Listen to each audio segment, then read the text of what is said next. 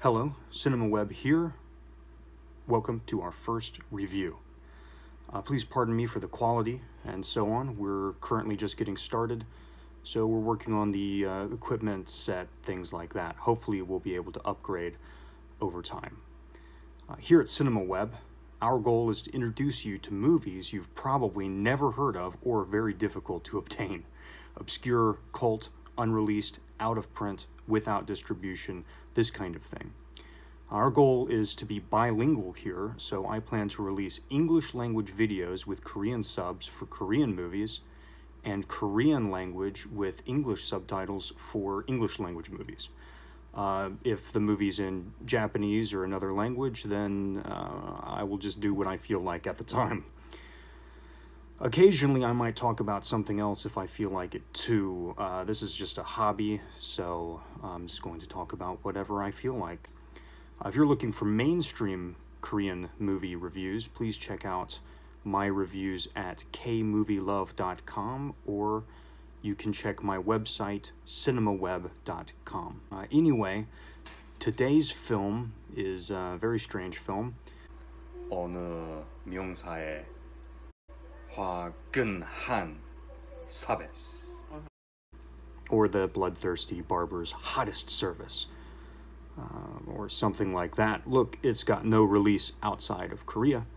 As far as I can find, there are no subtitles. That title translation was just me. It was released in 2015 to 5 theaters. 5. It's now available on VOD, but we're not talking about something widely known. Now, before starting, here is a small CinemaWeb content warning for Bloodthirsty Barber's hottest service. We have a few sex scenes, only one containing full nudity, roughly 45 liters of blood, a graphic button-related scene, bread, uncomfortable-looking underwear. Well, with that out of the way, let's see what this movie is all about. So our main character is Nanja, who runs a barber shop. I don't think she cuts anybody's hair. Why is she a barber? It's possible that they explained it at the beginning of the movie. I don't think they did. But the audio quality of the movie is so miserable, and the sound balance is so way off that half of her monologue is almost impossible to hear. So let me try this again. Our main character is Nanja, a woman who somehow got someone to install a barber's chair in a basement of some sort. She's attempting to get revenge for her mother. So she's looking for the guys behind her mother's death in the most roundabout way humanly possible. She listens to crying girls complain about their boyfriends or other bad dudes they met, and then she goes and gets revenge for them by cutting those guys' throats. Yeah, if you haven't caught on, she is the titular bloodthirsty barber. And her hottest service is revenge. That should be the tagline. Now, you might have also realized that her plan barely makes any sense. Look, that's going to be a theme. You're going to have to not think very hard about this movie. None of this holds up if you put it under a microscope. It's one of those things you just can't think that hard about. Anyway, one of the bad dudes that she slashes his throat actually survives somehow. He startles her by rolling around in his coffin that she stores in the corner? Surely she buries those off camera or something. Wait, how does she get the coffins out of the basement? No, it's fine. Let's keep going. Anyway, this guy happens to know the guy that she's looking for, and I love that for the rest of the movie, he's got a slashed throat that is slowly healing. It's kind of a cute touch, given how little the rest of the movie's been thought out. After finding out more details from this guy, the movie decides it's time to fill us in on some of Nanja's reason for revenge through a flashback. Turns out, Nanja's family was super poor, and her mother suffered from some kind of mental illness.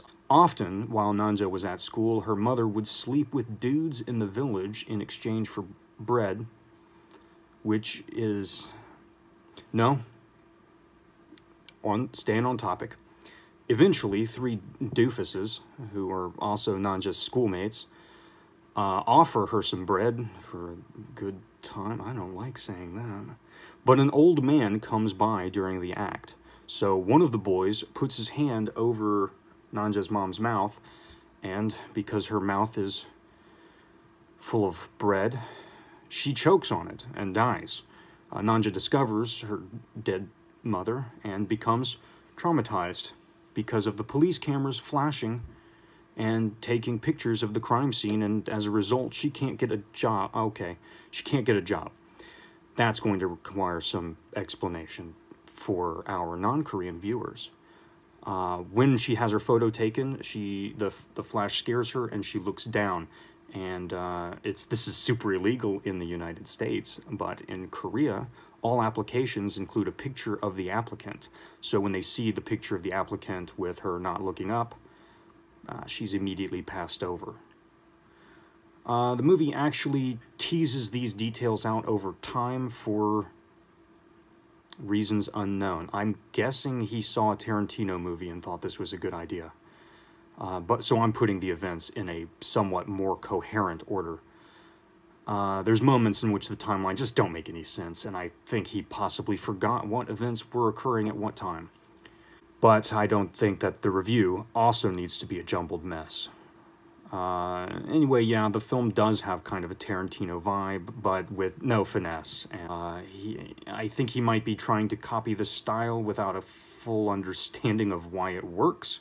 So it makes a relatively straightforward revenge plot way hard to follow for literally no reason.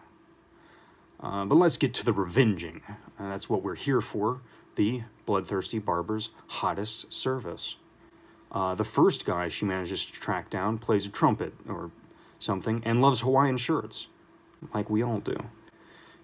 She tases him real good, duct tapes a trumpet to his mouth, and then she pours some water into the trumpet, and I think before she drowns him, she cuts his throat. Maybe it was poetic justice or something, but it's not interesting. It's not an interesting death for a horror movie, or if you're watching this for violence, water filling a trumpet's a letdown. This is not Friday the 13th level creativity here. So after some more details come out, she goes after revenge target number 2. He wears a sweater with a bunch of buttons on it because... who knows? She manages to pry more details out of him about the main bad guy, and we find out he wears what must be some of the least comfortable briefs in existence. Why? I'm making fun of this guy's goofy design, but at least he's got a character. He stands out more than the first guy. He's kind of got the distinction of being the most impressive kill in the whole movie. She tases him and then sews all the buttons from his sweater onto his body. Now, does that mean, was he awake? Did she do that for hours? Was he asleep from the taser that long? This seems like a time-consuming thing to do. Like, how did... No. It was done with a focus on style, not logic. We just gotta let it go. Also, she sticks a razor down his briefs, which is terrible for everyone. And then she cuts his throat like everybody else. I actually sat up for this scene. I was like, well, that's interesting. I've never seen a man have a bunch of buttons sewn to him, so nice job. If you've seen a movie in which a man has a bunch of buttons sewed onto him, please inform me. I'm kind of curious. Finally, it's time we get a good look at the bad guy, the main baddie, Yang Gil-soo. This guy hams it up so hard that it's very fun to watch. He's got some weird barber aesthetic, going on. He's followed around by sexy nurses, or minya, beauties, as they're credited in the end. And they've got a goofy scene of a short-haired nurse punching our informant repeatedly, like a speed bag. And then the movie tells us they follow him everywhere, showing him praying with them, having sex with them, protesting abortion with them. I don't know if this is some kind of social commentary, but anyway, we've made it to our final battle. The movie's not long. Yang Gil-soo hams it up, and the foul-mouthed beauties attack our heroine, and this is one of my absolute favorite scenes in the whole movie. As soon as I saw the minya, the nurses, come in to the underground warehouse, where this, covered in plastic, where this takes place, I immediately thought, there's no way this is going to be a fight scene. They're all wearing these super high heels. There's no way anybody's going to run around. There's no way anybody could fight wearing shoes like that. And sure enough, this happens.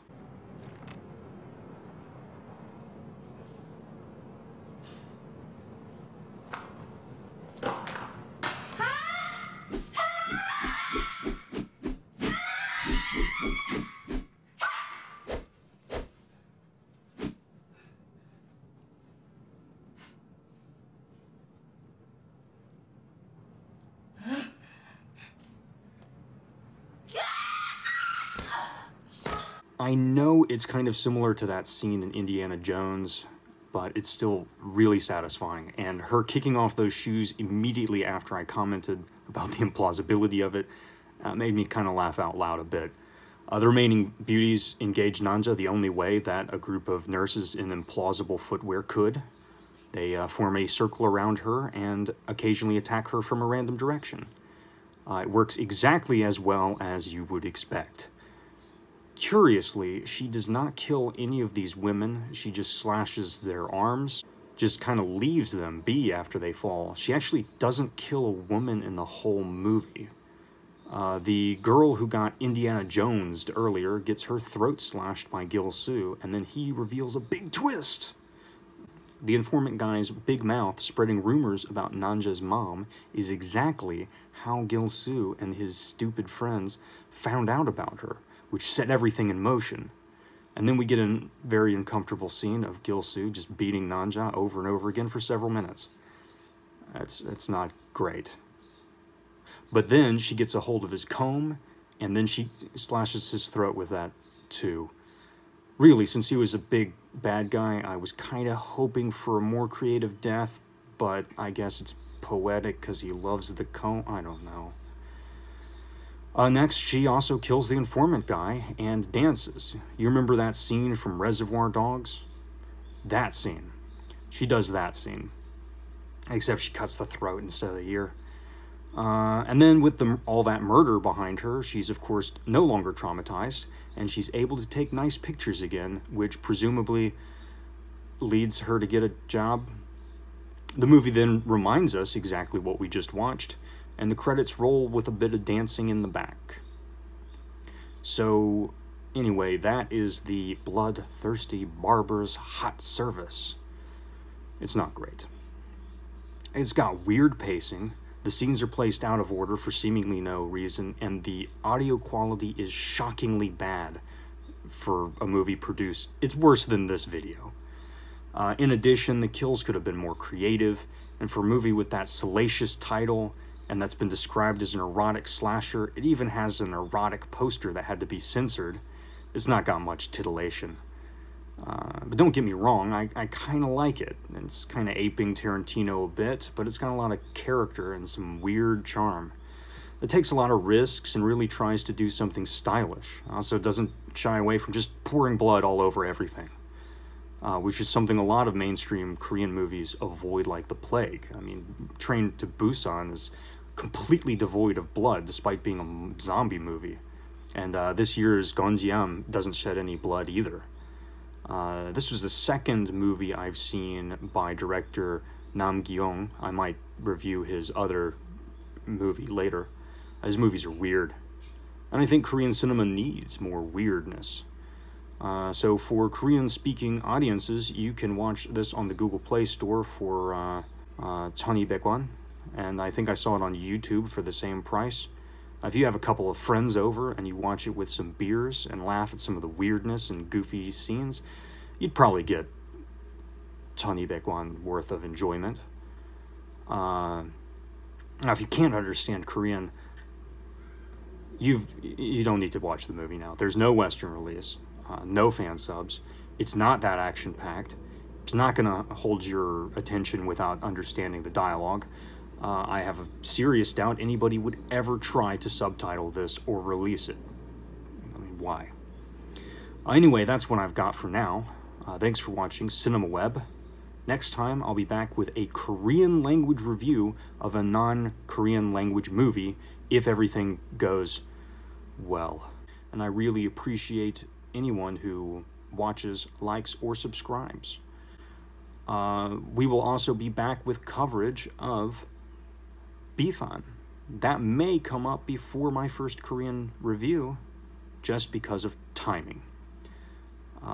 Anyway, this is James Webb signing off. See ya.